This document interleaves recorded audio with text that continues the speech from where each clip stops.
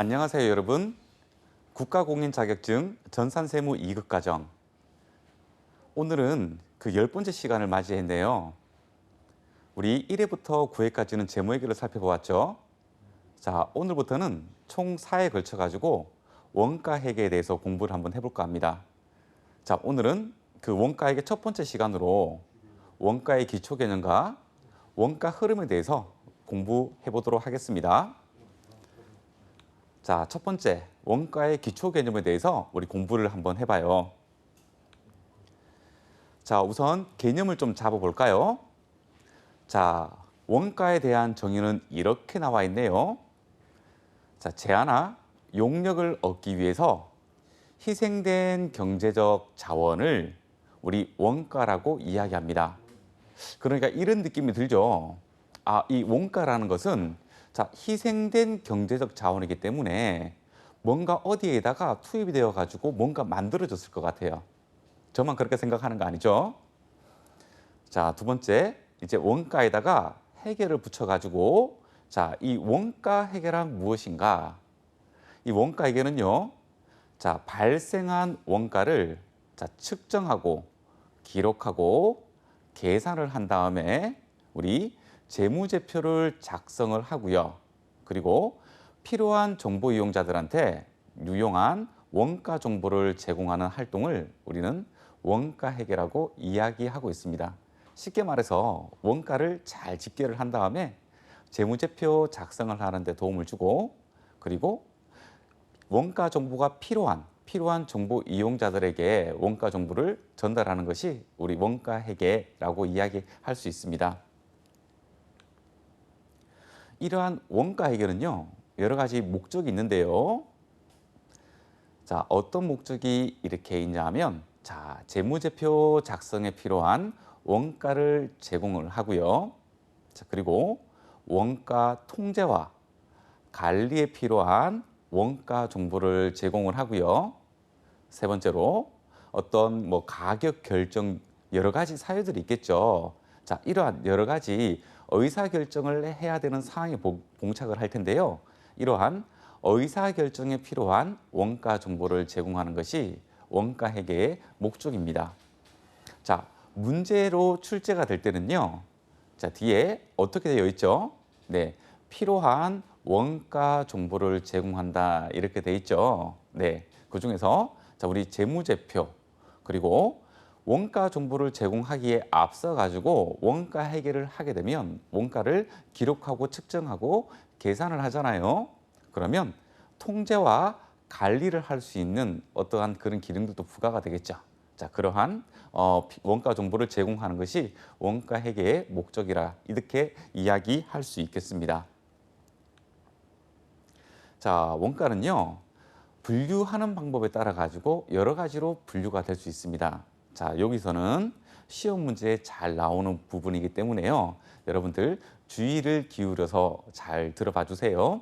첫 번째, 원가를 어떻게 분류를 할 수 있느냐 하면요. 자, 원가가 어떻게 발생을 했는데에 따라 가지고 분류를 할 수가 있습니다. 자, 원가가 발생한 형태가 자, 재료비라는 형태, 자, 그리고 노무비라는 형태, 그리고 제조 경비라는 형태로 발생 가능하겠죠. 자, 우리는 이런 재료비, 노무비, 그리고 제조 경비를 제조 원가의 3요소라고 부르는데요. 자, 이렇게 재료비, 노무비, 제조 경비 이렇게 어떻게 발생했는 형태에 따라 가지고 분류를 할 수가 있습니다. 자, 두 번째, 추적 가능성에 따라서 분류를 또 할 수가 있습니다. 이 추적 가능성이라는 거는요. 자, 이 발생한 원가가 작업별이나 또는 그 제품에 직접적으로 추적이 가능하니 하지 않니 라는 그냥 개념인데요. 추적 가능성에 따라 가지고 직접비 그리고 간접비 이렇게 구분을 하고 있습니다. 용어가 조금씩 달라지기 시작을 하죠.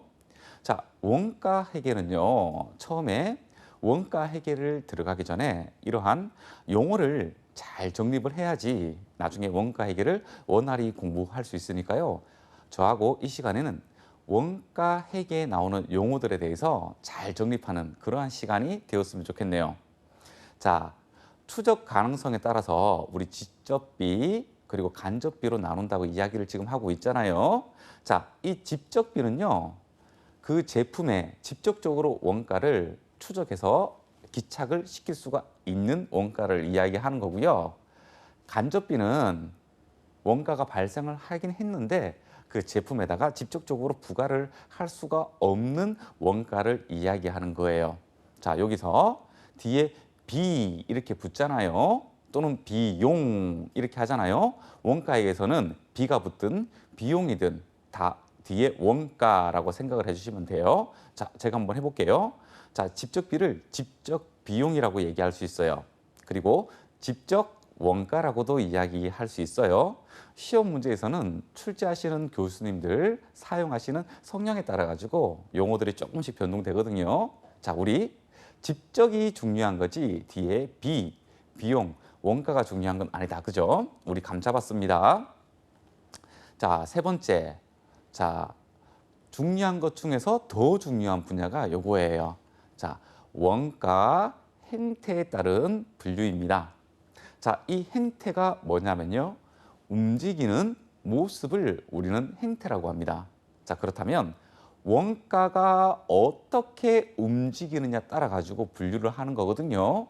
자, 우리 변동비, 고정비 이런 식으로 구분을 하고 있습니다. 그 말은 뭐냐 하면 자, 말 그대로 변동비는 뭔가가 움직일 때 원가도 같이 움직이는 그런 느낌이 들죠. 자, 고정비는요. 자, 왠지 어떠한 변수가 움직일 때 왠지 고정비는 그 비용 자체가 고정되어 있을 거라는 그런 느낌이 들지요. 자, 그런 느낌을 잡아야 됩니다. 자, 여기에 관련해서는요. 조금 이따가 조금 더 자세하게 공부를 할 거거든요. 자, 그래서 여러분들 요 용어 기억을 해야 됩니다. 자, 원가 행태. 자, 원가가 움직이는 모습에 따라서 분류를 할 때는 우리 변동비, 고정비라는 용어를 사용을 하는 거예요. 자, 네 번째, 제조 활동에 따라서는 어떻게 분류를 하느냐? 자, 이때는 자, 제조 원가, 비제조 원가. 그러니까 이 제조 원가는 제조하는데 발생한 원가라고 생각을 하면 되겠다. 그죠? 자, 비제조 원가는요. 그렇죠. 제조 활동과 무관한 원가라고 생각을 하면 될 것 같아요. 자, 두 번째, 자산화 여부 또는 어떤 교수님들은 뭐 제품화 여부 이런 식으로 이야기를 하거든요. 자, 요거는요. 이 발생한 원가가 제품 원가로 들어갈 것인가 아니면 제품 원가를 구성하지 않고 즉시 비용으로 처리하는 기간 원가로 구분을 할 것인가 거기에 따라서 분류하는 방법입니다. 자, 그리고 소문제로 좀 잘 나오는 부분이 요거예요. 자, 우리 의사결정에 따라서 분류하는 방법인데요. 용어가 조금 낯설 거예요. 어떤 거냐 하면 자, 관련원가, 비관련원가 이렇게 좀 되어 있습니다. 자, 그 말은요. 이 관련원가는 의사결정을 하는 데 있어서 관련이 돼 있는 원가를 의미를 하고요. 이 비관련원가는 지금 현재 의사결정을 하는데 전혀 관련이 없는 원가를 이야기하고 있습니다. 이 비관련 원가 중에 하나가 우리 매몰원가라고 하는 게 있어요. 매몰원가. 그리고 기회비용이라는 것이 있어요. 자, 제가 하나씩 예를 들어 볼게요. 자, 어떤 공장에서 기계 장치를 자, 옛날에 한 10년 전에 매입을 했었어요. 자, 그런데 이 기계 장치를 자, 처분을 하려고 하거든요. 더 이상 생산에 사용되지 않아서요. 그런데 지금 당장 그냥 일반적으로 처분을 하게 되면 10만 원을 우리가 현금을 받을 수가 있대요. 하지만 바로 처분하지 않고 한번 수선을 하고 그리고 나서 처분을 하게 되면 20만 원을 받을 수가 있대요. 자, 그런데 이때 수선을 할 때 발생하는 비용이 5만 원이라고 한번 해볼게요. 자, 여러분들은 그 기계를 10년 전에 2만 원 주고 샀다고 한번 가정을 한번 해봐요. 자, 여기에서 우리 관련원가, 비관련원가를 살펴봐야 되는데요. 자, 지금 우리 어떤 의사결정을 내리려고 하죠? 자, 그냥 처분할 것인가 아니면 수선하고 처분할 것인가? 이 두 개 중에 하나를 선택을 해서 실행을 하려고 해요. 자, 그렇다면 과거에 2만 원 주고 기계를 매입을 했는데요. 자, 이 원가, 우리가 매입 원가는 여기서 관련 원가일까, 비관련 원가일까라고 생각을 한번 해봐야 되잖아요. 자, 우리 한번 상식적으로 생각을 한번 해볼까요? 지금 우리 의사결정은 이 기계를 처분할 것인가 말 것인가 라는 의사결정을 내야 되잖아요.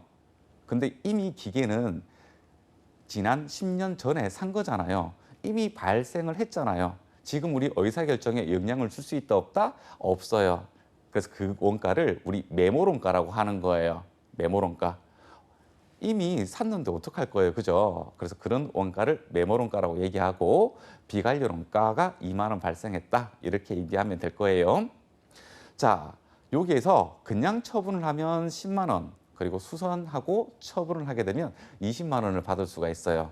자, 우리 순현금 흐름을 따져볼까요? 그냥 처분을 하게 되면 10만 원을 받을 수가 있죠. 하지만 수선을 하고 처분을 하게 되면 20만 원을 받는데 우리 수선비 5만 원 또 지출을 해야 되잖아요. 그죠? 그거 차감하게 되면 순현금 흐름은 15만 원이 될 거예요. 자, 우리 합리적인 우리들은요. 아, 그러면 15만 원을 선택하게끔 우리는 의사결정을 내릴 겁니다. 자, 이때 포기를 함으로써 앞으로 그 발생할 현금 흐름을 우리는 포기를 했잖아요. 그 포기하면서 발생하는 현금 흐름이 기회비용이 되는 겁니다. 그 기회비용이 10만 원 이렇게 되는 거죠. 어떤 의미인지 아셨죠? 자, 소문제로 이런 의사결정에 따른 분류를 할 때 원가를 어떻게 분류하느냐. 자, 여러분들 제가 시간을 들어가지고 말씀을 예를 들어서 잘 설명을 드렸어요. 여러분들 잘 기억해 주길 바랄게요. 자, 두 가지 다시 한 번 더 얘기합니다. 원가 행태에 따라서는 우리 변동비와 고정비, 그리고 의사결정에 따라서는 관련원가, 비관련원가, 비관원가 중에서 매몰원가가 있고요. 그리고 포기한 다른 대안에 따른 현금 흐름, 기회비용이 있습니다. 자, 그리고 우리가 문제를 푸는 데 있어 가지고 또 중요한 요소가 하나 있어요. 자, 요 단어를 알지 못하면 이제 문제를 풀지 못할 거예요. 어떤 거냐면요. 자, 제가 제조원가 3요소라고 말씀을 드렸어요. 위에서요. 발생 형태에 따라서 분류를 한다고 했죠. 자, 여기에서 이 재료비도 구분을 하게 되면 직접 재료비, 간접 재료비 이렇게 구분을 할 수가 있고요. 자, 이 노무비도 직접 노무비, 간접 노무비 이렇게 구분을 할 수가 있고요. 제조 경비는 그냥 다 100% 간접비라고 생각을 하시는 게 좋아요. 실제 문제에서는 다 100% 제조 경비가 다 간접비로 이렇게 나올 거예요. 물론 이 제조 경비도 직접 경비가 있긴 한데요. 우리 공부하고는 좀 무관한 것 같아요. 자, 그래서 이 제조 경비는 100%다 간접비구나라고 생각을 좀 해주세요. 자, 그렇다면 이 재료비에 간접 재료비가 있다고 했죠. 자, 노무비에도 간접 노무비가 있어요. 자, 그렇다면 직접 재료비는 일로 내려오는 거고요. 간접 재료비는 일로 넘어와야 되는 거예요. 아셨죠? 자, 뒤에 또 나올 건데요. 자, 이 제조원가 3요소. 자, 직접 재료비가 있고요. 자, 직접 노무비가 있고요. 자, 제조 간접비가 있어요. 여기 제조 간접비에는 간접 재료비 그리고 간접 노무비 거기에다가 제조 자, 기타 제조 경비 이렇게 구성이 되는 거예요. 제조 간접비는요. 자, 기초원가, 기본원가 이런 용어가 있어요. 자, 문제에서 이 기초원가, 기본원가가 얼마냐라고 한다면요. 직접 재료비와 직접 노무비의 합계액을 답을 하면 되는 거예요. 자, 이번에는 문제에서 이렇게 묻는 거예요. 자, 가공 원가가 얼마입니까? 또는 전환 원가가 얼마입니까? 라고 한다면 직접 노무비와 제조 간접비 합계액을 얘기하면 되는 거예요. 자, 기초원가, 기본원가 동일한 말이고요. 직접재료비, 직접노무비로 구성이 되어 있습니다. 자, 가공원가, 전환원가는요. 직접노무비, 제조간접비 이렇게 구성이 되어 있습니다. 나중에 제가 그 종합원가 가게 되면 이 가공원가를 짧게 가공비 이런 식으로도 얘기할 거거든요. 자, 그때 이거를 떠올려 주셔야 되는 거예요. 무슨 말인지 알겠죠? 자, 이 원가의 분류는 용어를 잘 기억해 줘야 되는 게 핵심입니다. 자, 우리 원가 행태를 분류를 할 때 그 제품에 직접적으로 그 원가를 부과할 수 있느냐에 따라 가지고 변동비와 고정비로 구분이 된다고 제가 말씀을 드렸어요. 그죠? 자, 이런 식으로 변동비가 있고요. 그리고 고정비가 있습니다. 자, 이제 조금 세분화를 시킬 거예요. 우리가 일반적으로 말하는 변동비는요, 우리 순수 변동비를 이야기하는 겁니다. 자, 그래서 실제적으로는 요 갈로, 그러니까 순수자를 빼버리고 변동비라고 이야기를 한다면요, 이 변동비를 이야기하는 거예요. 자, 그리고 준변동비라는 게 하나 있어요. 이 준변동비는요, 혼합 원가라고 이야기도 합니다. 그러니까 여러분들 또 생소한 용어들이 또 나오고 있죠. 지금 잘 기억을 해야 되는 거예요. 자, 이 변동비, 순수 변동비를 의미하는 거죠. 자, 이 변동비는요. 자, 조업도의 증가에 따라 가지고 총원가가 비례해서 증가하는 원가를 이야기합니다. 자, 우리 X축이 조업도고요. Y축이 총 원가를 의미하는 겁니다. 자, 그래서 조업도가 증가를 함에 따라서 총 원가도 이런 식으로 증가를 하는 그래프가 우리 순수 변동비를 이야기하는 거예요. 자, 여기서 또 용어를 하나 정립을 하도록 할게요. 자, 여기 말하는 조업도. 이 조업도라는 거는요, 어떠한 기준이 되는 건데 그 기준을 문제에서 제시를 해줄 거예요. 어떻게 해요? 생산량이라든가 또는 뭐 어떤 그 노동 투입량이라든가 뭐 어떤 사용량이라든가 뭐 이런 기준들이 있거든요. 자, 이런 기준들을 조업도라고 이야기를 합니다. 그래서 문제를 잘 풀려면 지금 이 문제에서는 조업도를 무엇으로 제시를 했느냐를 잘 찾아야 되는 거예요. 자, 반대로 자, 이 노란색 그래프가 총 원가를 의미를 하는 거고요. 자, 파란색이에요. 파란색.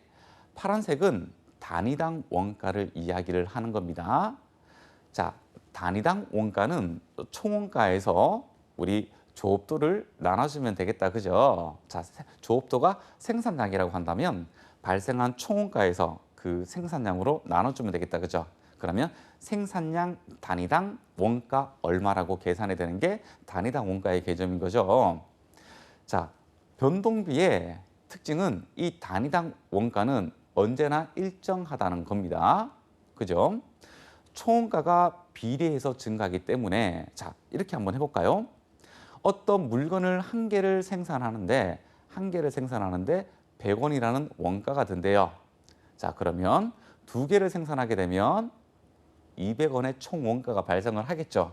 하지만 한 개를 만드는데 100원은 동일합니다. 자, 그래서 한 개를 만들어도 단위당 원가는 100원, 2개를 만들어도 100원, 3개를 만들어도 100원. 총 원가는요, 한 개 만들 때 100원, 2개 만들 때 200원, 3개 만들 때 300원. 자, 이런 식으로 되겠죠. 자, 우리 그래프 잘 기억해야 됩니다. 자, X축은 요 조업도로 고정이 되어 있죠. 그죠? 하지만 Y축은 총 원가가 될 수도 있고 단위당 원가가 될 수도 있는 거예요. 노란색 그래프로 간다면 총 원가를 의미하는 거고요. 파란색 그래프로 간다면 Y축은 단위당 원가가 되는 겁니다.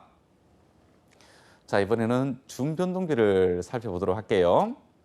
준변동비는요, 이 변동비와 고정비가 혼합된 원가를 의미합니다. 그래서 이름이 혼합 원가라고 이야기합니다. 시험에서는 이 혼합 원가라는 말을 더 자주 쓰고 있어요. 하지만 변동비에 속한다는 거 기억해 줘야 됩니다. 자, 어떻게 되냐 하면 우리 일반 변동비는요, 그래프가 0에서부터 시작하죠. 총원가가요. 총원가가 0에서부터 시작을 하는데 이 혼합원가는요. 0에서부터 시작하지 않아요. 이렇게 올라가 있는 상태에서 원가가 시작을 합니다. 자, 그렇다면 이 부분은 뭘까요? 네, 고정비 요소가 섞여져 있는 거예요. 그리고 이 윗부분이 변동비 요소인 거예요. 자, 우리 예를 한번 들어볼까요? 자, 우리 전기요금 또는 통신요금 전부 다 이부요금제로 되어 있습니다. 어떤 거냐 하면 자, 지금처럼 기본요금을 먼저 책정을 해놓고요. 기본요금을 책정한 상태에서 사용량의 비례를 해가지고 요금 체계가 되어 있는 것을 의미를 하는 겁니다. 자, 우리 또 올려볼까요? 혼합원가는 이 변동비와 고정비가 섞여져 있어요. 그리고 그와 관련된 예시로는 우리 전기요금 또는 통신요금 자, 이런 것들을 들 수가 있습니다. 자, 그래프를 잘 기억해 주세요. 자, 이번에는 우리 고정비를 볼까요? 자, 순수 고정비도 자, 순수라는 말을 쓰진 않습니다. 그냥 고정비라는 말을 씁니다. 우리가 그냥 고정비라고 이야기하면 아, 순수 고정비구나 라고 생각을 해주시면 돼요. 자, 똑같습니다. 자, 우리 X축 요거 조업도를 의미를 하는 거예요. 자, Y축 자, 지금 총 원가 기준으로 살펴볼 거니까 총원가라고 한번 생각을 해볼까요? 고정비는요. 조업도의 증가에 따라 가지고 총원가가 일정한 거예요. 자, 이런 식으로 조업도가 계속해서 증가를 하는데 고정비는 이렇게 증가하지 않아요. 그냥 항상 일정해요. 그러니까 한 개를 생산해도 얼마, 두 개를 생산해도 얼마, 세 개를 생산해도 얼마 이런 거예요. 자, 우리 임차료 한번 생각을 해볼까요? 임차료. 자, 월 100만 원에 대한 임차료를 지급을 하고 있대요. 그래프에 넣어볼까요? 그 공장에서 그 공장 임차료가 월 100만 원인데요. 생산을 하지 않아도 100만 원이고요. 한 개를 생산하더라도 100만 원을 지급해야 되고요. 두 개를 생산하더라도 임차료는 100만 원을 지급을 해야 되는 거예요. 맞나요? 그래서 조업도 생산량하고 상관없이 총원가가 일정하다는 거예요. 아, 이 부분을 이렇게 해야 되겠네요. 증가에 따라 이거보다는 조업도 변화에 따라 이렇게 얘기하는 게 더 맞을 것 같네요. 자, 그래서 우리 고정비는요. 이 조업도 생산량하고 관계없이 항상 총원가는 일정하게 발생한다라고 이야기를 합니다. 자, 우리 단위당 원가를 한번 살펴볼까요? 자, 이번에는 총 원가가 아니라 단위당 원가라고 한번 생각을 한번 해볼게요. 자, 단위당 원가는요. 자, 우리가 지불하는 임차료가 정해져 있기 때문에 자, 100만 원에다가 한 개를 생산했을 때, 두 개를 생산했을 때, 세 개를 생산했을 때 그렇게 되면 어떻게 되나요? 조업도 증가에 따라서 단위당 원가는 반비례로 움직이겠죠. 자, 이런 식으로 움직일 거예요. 맞나요? 그렇죠. 이렇게 움직이죠. 하지만 이 총 고정비 이상 처음에 시작할 때도 총 고정비 이상으로는 시작할 수가 없겠다. 그죠? 요 그림이 좀 잘못됐어요. 요거 살짝 내려와야 돼요. 살짝. 자, 그래서 요렇게 해서 쭉 요런 식으로 가도록 되어 있습니다. 자, 여러분들 그래프를 보면서 이게 변동비를 설명하는 그래프인지 고정비를 설명하는 그래프인지 여러분들 생각을 할 수 있어야 됩니다. 자, 계단원가라고 부르는 우리 중고정비를 한번 보도록 할게요. 계단원가라고 이렇게 부르는데요. 요 용어를 기억을 좀 해주셔야 됩니다. 자, 또 용어가 생소한 게 또 나왔어요. 어떤 게 있냐면 자, 관련 범위라고 되어 있네요. 그죠? 자, 한번 설명을 드릴게요. 자, X축은요. 우리 조업도예요. 조업도. 자, Y축은요. 총 원가예요. 자, 관련 범위는 자, 이렇게 제가 점선을 하나 내릴게요. 자, 요것을 관련 범위라고 하는 거예요. 요것을. 자, 예를 하나 들어볼게요. 자, 우리 기계 장치, 그러니까 우리 기계 설비 장치를 하나 구입을 했는데요. 이 기계는 100개만 최대 생산량이 100개까지밖에 되지 않는데요.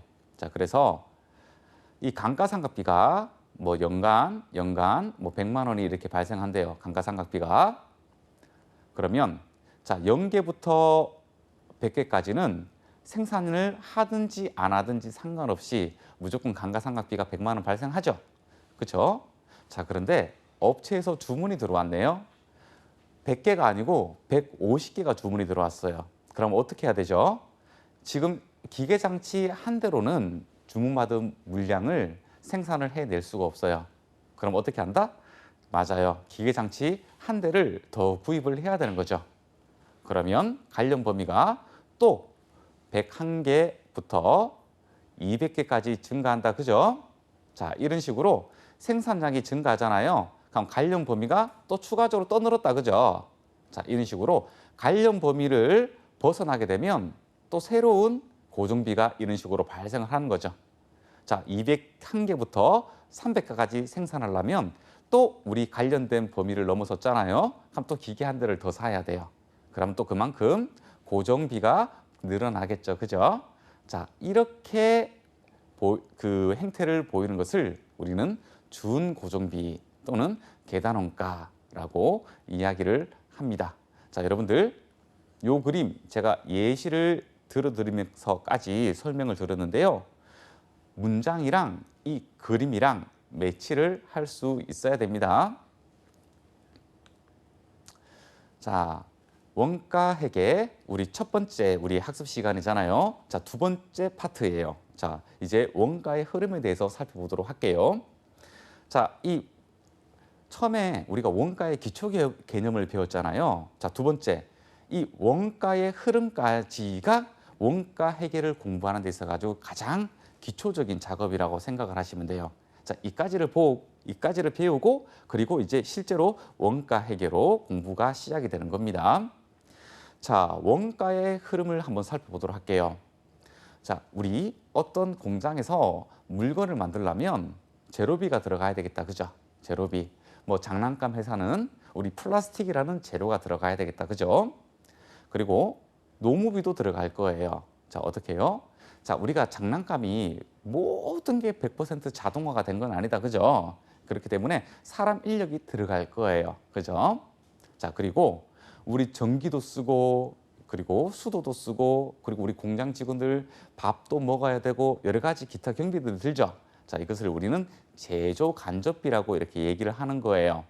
자, 그래서 우리가 장난감 회사에서 제품을 하나 생산할 때는 이런 원재료와 그리고 인건비와 그리고 이 기타 경비가 합쳐져 가지고 제조 과정에 투입이 되는 겁니다.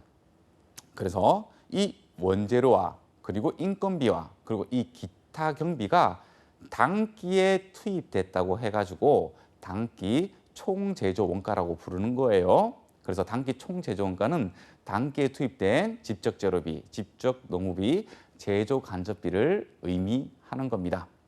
자, 이렇게 재료비, 농업비, 간접비를 제조 과정에 투입을 하게 되면 이제 우리 제조 과정 이제 본 개선에 이제 올라온 거예요. 그죠? 그러면 우리가 아직까지 제품은 되지 않고 제조 공정에 남아 있는 우리 그러한 그 제품이 아닌 제품 같은 것을 제공품이라고 얘기합니다. 제공품. 자, 이런 제공품 과정에 있다고 얘기하거든요. 제조 과정에 투입을 한 것이 자, 지금 제공품화되고 있다는 거예요. 이 제공품이 나중에 제품이 될 거거든요. 자, 이 제공품이 제품으로 완성이 되는 경우들도 있고 완성이 아직 되지 않을 수도 있을 거예요. 그죠? 자, 우리 제공품이 완성이 되고 나면 우리는 제품이라고 이름을 부르고요. 아직까지 제품으로 완성되지 않았다면 기말 제공품으로 남아있게 됩니다. 자, 우리 컨베이어 벨트가 이런 식으로 있다고 했을 때 원재료가 이렇게 들어가서 사람이 이렇게 서서 가공을 막 하겠다. 그죠? 자, 이런 식으로 가공을 막 할 거예요. 그러니까 원재료가 떠밀려가면서 나중에 최종적으로 자, 이러한 제품이 된다고 가정을 한번 해볼게요. 자, 그러면 원재료가 계속 떠밀려가면서 사람들이 가공을 이렇게 하겠죠. 그죠? 자, 처음에 딱 요 투입한 것을 우리는 원재료라고 부르고요. 그리고 제조 공정에 들어갔잖아요. 그죠? 자, 요것을 우리는 제공품이라고 부르는 거예요. 자, 어떤 의미인지 아셨죠? 자, 그래서 아주 우리 공장에서 발생하는 일들을 단순화시켜서 보여줬는데요. 자, 이러한 제조 공정 흐름을 조금 알고 있어야지 자, 원가 흐름도 우리가 파악하기 좋은 겁니다. 자, 이런 식으로 자, 제조 과정에 원재료랑 농업이랑 기타 경비까지 합쳐가지고 이제 투입을 했어요. 그러면 제공품이 되었죠. 자, 그중에 완성된 게 있고 완성되지 않은 게 있어요. 완성된 것은 제품이라고 이름을 부르고요. 자, 단기에 만들어진 제품의 원가를 단기 제품 제조 원가라고 이야기를 하는 겁니다. 단기에 제품화된 원가를 단기 제품 제조 원가라고 하고 단기에 총 투입된 이러한 제조 원가 3요소를 단기 총 제조 원가라고 이야기를 하는 거예요. 딱 요거 다르다 그죠? 총자랑 제품화 요거 딱 요것만 달라요. 자, 그리고 만들어진 제품은요. 나중에 판매가 되는 게 있고요. 아직까지 기말에 팔지 못하고 우리 회사 창고에 남아 있는 게 있을 거예요. 자, 팔린 거는 우리가 매출 원가라고 이야기를 하고요. 원가상으로는 아직까지 판매되지 않은 것은 기말 제품이라고 이야기를 합니다. 자, 여러분들, 자, 그림 어느 정도 이해가 갔죠? 자, 이 그림을 도식화를 시킨다면 이렇게 된다는 거. 자, 여러분들 어느 정도 이해가 갈 거예요. 자, 이러한 원가의 흐름에 대한 개념을 이제 머릿속에 놓고 이제 시작을 해야 되는 겁니다. 자, 단기 총 제조 원가와 그리고 단기 제품 제조 원가를 살펴보려고 하는데요. 이 단기 총 제조 원가와 단기 제품 제조 원가는요. 우리 제공품 계정에서 살펴볼 수가 있어요. 자, 요거 여러분들 표 같지만 사실 이거 T 계정이에요. 이렇게 T 계정인 거예요. 요게 차변 요소, 요게 대변 요소인 거예요. 네. 자, 차변 요소는 어떻게 구성이 되어 있냐 하면요. 작년 기말에 제품이 되지 못하고 컨베이어 벨트에 걸려 있는 거 있죠. 네, 그게 기초 제공품으로 넘어왔을 거예요. 그죠? 작년에 그 제품화 되지 못하고 제품으로 완성되지 못하고 제공품 상태로 남아 있는 것을 2월이 되고 나면 이제 기초 제공품이라고 불러요. 자, 그리고 이제 단기에 투입을 하겠죠. 자, 기초 제공품에다가 그리고 새로운 원재료, 새로운 인건비, 새로운 기타 경비가 발생을 하겠죠. 자, 이것을 단기 총 제조 원가라고 이야기합니다. 단기 총 제조 원가는 직접 재료비, 직접 노무비, 제조 간접비 이렇게 구성이 돼 있다. 그죠? 자, 어려운 거 아니다. 그죠? 자, 여러분들 이 기초 제공품에도 사실 직접 재료비, 직접 노무비, 제조 간접비가 포함이 되어 있습니다. 하지만 여기에는 지금 총액으로 표시가 된 것뿐인 거예요. 자, 이렇게 기초 제공품하고 단기 총 제조 원가가 모여 가지고요. 그중에서 제품이 되는 게 있고 제품이 아직까지 되지 않는 게 있을 겁니다. 그죠? 자, 이런 식으로 제품으로 완성이 되었다면 원가 이름이 단기 제품 제조 원가라고 불러요. 그리고 아직까지 제품화 되지 못하고 제공품 상태로 있는 것을 기말 제공품이라고 얘기합니다. 물론 원가를 얘기할 때는 기말 제공품 원가 이렇게 얘기해도 되는 거예요. 자, 원가 또는 여기서 원가 이렇게 붙었을 때 여기서도 직접 재료비, 직접 노무비, 제조 간접비 이렇게 다 구분할 수가 있는 겁니다. 그렇다면 이 T 계정을 식으로 생각을 한다면 이렇게 할 수 있어요. 단기 총 제조 원가는 직접 재료비와 직접 노무비를 그리고 직접 노무비와 제조 간접비를 더한 합계액이 단기 총 제조 원가가 되는 거예요. 자, 여러분들 이런 식으로 식을 세우는 것보다 그냥 요렇게 눈으로 스캔 떠서 기억하는 게 더 낫겠다. 그죠? 자, 이 단기 제품 제조 원가는요. 이렇게 되겠죠. 기초 제공품에다가 단기 총 제조 원가에다가 기말 제공품을 차감하면 단기 제품 제조 원가가 되겠다. 그죠? 이 당연한 이야기를 식으로 쓰니까 여러분들이 이것을 달달달달 암기를 하려고 하는 거죠. 그러니까 공부가 많이 힘들어지는 거거든요. 그렇게 하지 마십시다. 이제는 그렇게 하지 말고 원리를 이해합시다. 자, 제공품은요. 언제나 제품이 되든가 안 그러면 공정상에 남아 있을 수밖에 없어요. 또는 모두 100%가 제품이 될 수도 있겠죠. 그렇다면 기말 제공품이 0이 될 수도 있잖아요. 그죠? 자, 차변에 있는 요소는요. 컨베이어 벨트에 걸려 있는 기초 제공품, 그리고 컨베이어 벨트에 지금 투입하고 있는 거, 이 차변의 합계가 우리 예전에 재고 자산 배울 때 어떻게 용어를 썼나요? 판매 가능 재고라고 했죠. 그러면 지금 여기 제공품 차변에는요. 생산 가능 재고가 될 겁니다. 그죠? 이 이상으로 더 이상 제품화를 시킬 수는 없을 거예요. 그 중에서 제품이 되고 아직까지 공정에 남아있고 이렇게 되는 거죠. 자, 이 식을 외우는 것보다 이 T 계정으로 외워가지고 원가 흐름을 파악을 한다면 이런 식들은 다 필요가 없어요. 식을 읽으면서 그냥 이 식이 맞다 틀리다. 그리고 계산 문제 T 계정을 그려서 숫자를 넣으면 나중에 속산법도 있잖아요. 그렇게 하시면 됩니다. 자, 매출원가인데요. 매출원가를 확인을 하려면 이 제품 계정을 살펴봐야 되는 거예요. 자, 이것도 이렇게 T 계정으로 되어 있는 거예요.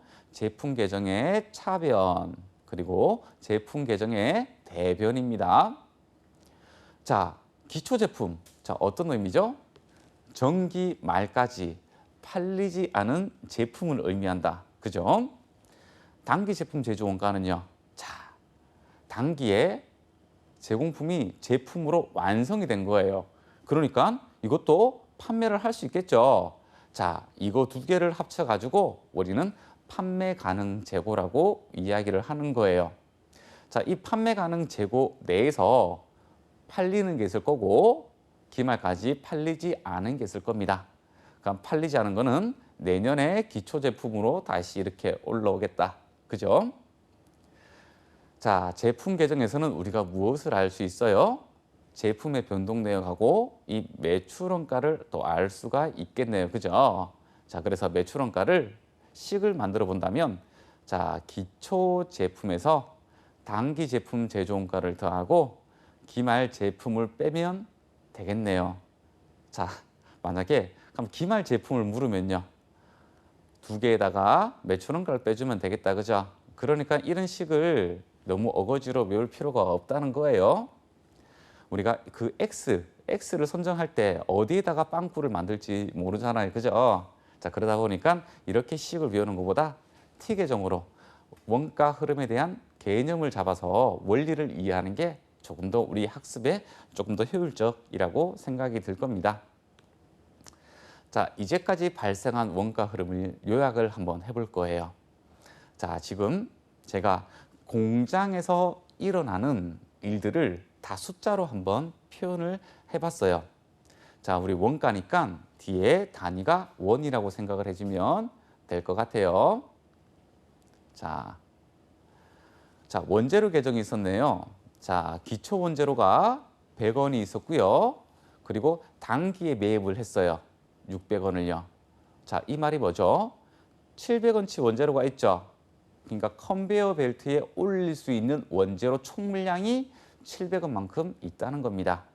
자, 그 중에서 실제로 공장에 투입한 게 500원이라는 거예요.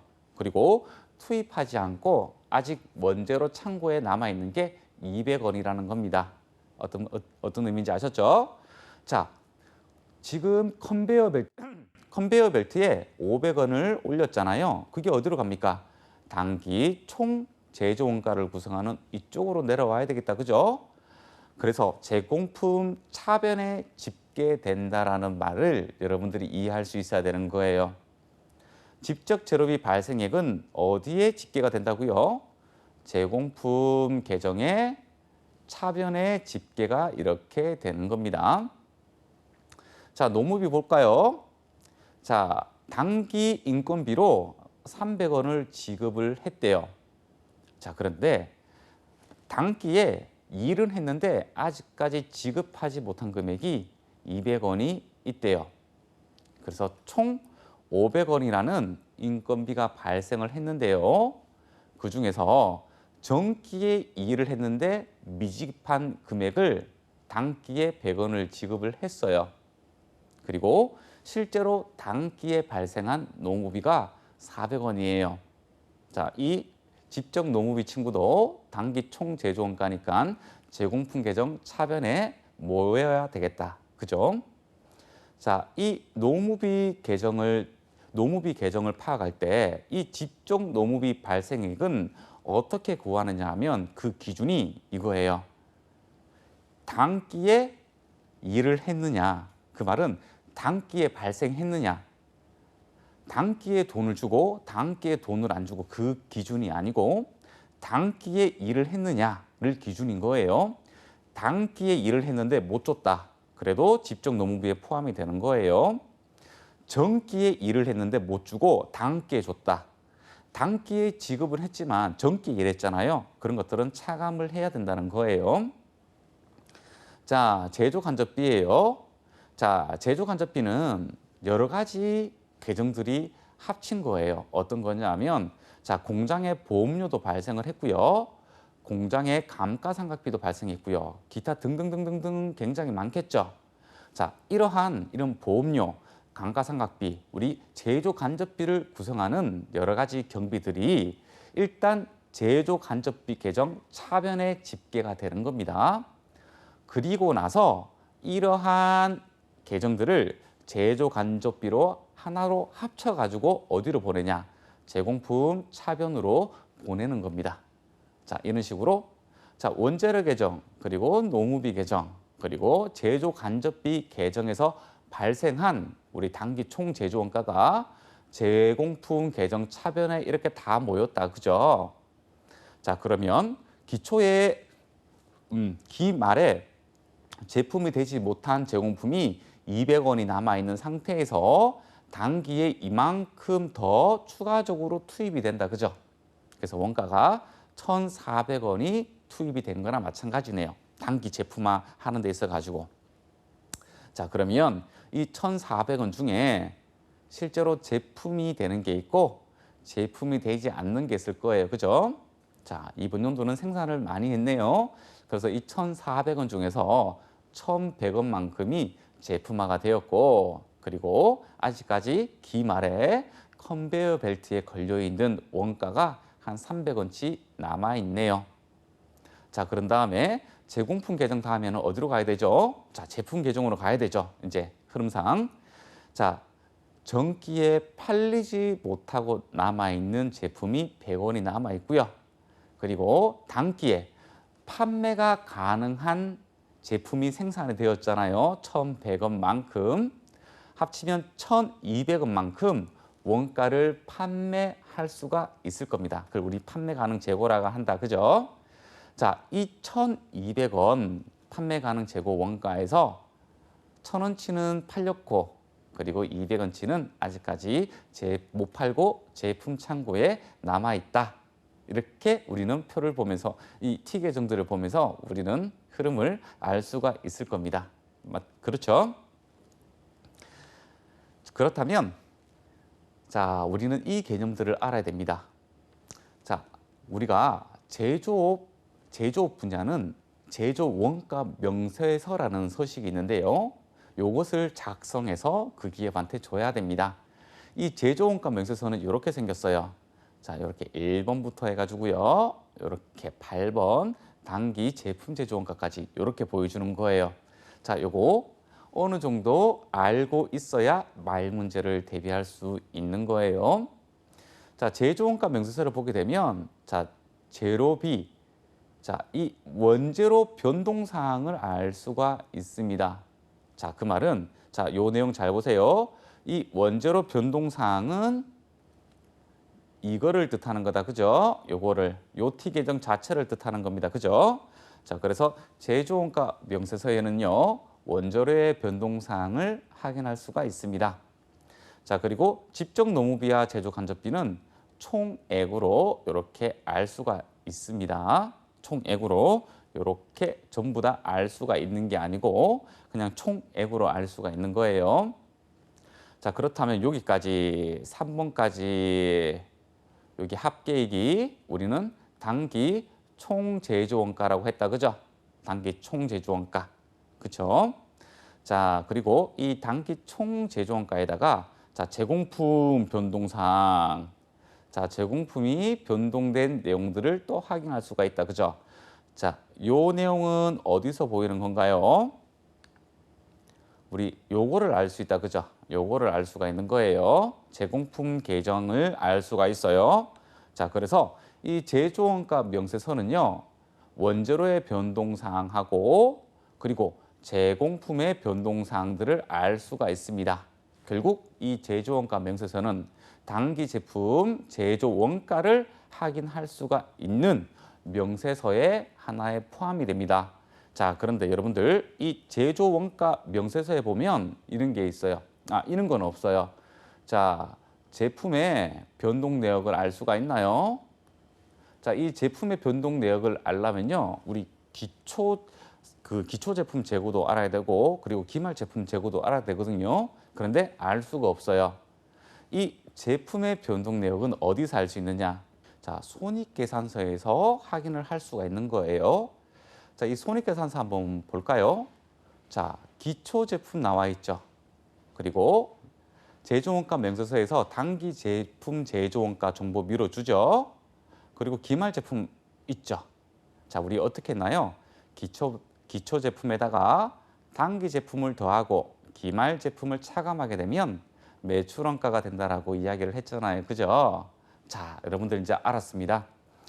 제조원가 명세서에서는요. 이 원재료의 변동 내역 그리고 제공품의 변동 내역은 알 수가 있는데요. 제품의 변동 내역은 이 제조원가 명세서에서는 확인할 수가 없습니다. 어디에서 확인한다? 손익계산서에서 확인을 할 수가 있습니다. 자, 그렇다면 우리 이런 기초 개념 문제를 묻는 관련 문제를 몇 문제 한번 풀어볼까요? 자, 1번입니다.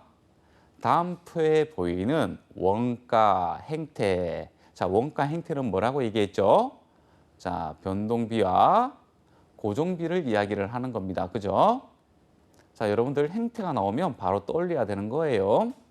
자, 행태와 관련한 설명으로 잘못된 것은 자, 우리 이게 나와 있네요. 자, 조업도가 이렇게 나와 있고요. 총원가가 나와 있네요. 자, 그림을 그린다면 이렇게 될 것 같아요. 자, 이 X축이 조업도예요. 자, 10개, 20개, 30개 이렇게 가는데 총원가는 계속해서 이렇게 일정하다. 그죠? 자, 이러한 원가를 어떤 원가라고 이야기를 했죠? 그렇죠. 우리 순수 고정비라고 이야기를 했다. 그죠? 그러면 순수 고정비에 맞는 선택지를 선택을 하면 되겠네요. 자, 1번. 조업도 수준에 관계없이 관련 범위 내에서 원가 총액은 항상 일정하다. 자, 이 말 맞나요? 예, 맞지요. 자, 두 번째. 생산량이 증가할수록 단위당 원가 부담액은 감소한다. 자, 어떻게 됐다고 했죠? 자, 요렇게 된다고 했죠. 단위당 원가는 요런 식으로. 그죠?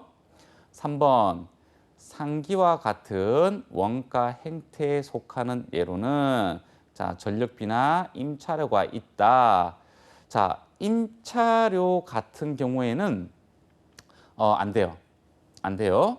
이게 계단 원가까지는 될 수가 있는데요. 변동비 요소가 들어가 있는 이런 전력비 있죠. 전력비. 이게 우리 혼합 원가라고 이야기를 했잖아요. 이 전력비는 이 이부요금제를 택하고 있기 때문에 혼합 원가에 속하는 겁니다. 이 혼합 원가는 변동비에 속하죠. 그래서 이 전력비는 아니에요. 전력비는. 네.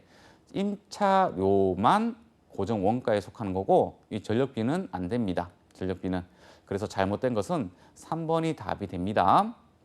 자, 4번. 제품 제조 과정에서 자, 가공비로 분류된다. 자, 이 가공비가 뭐라고 했죠? 가공비.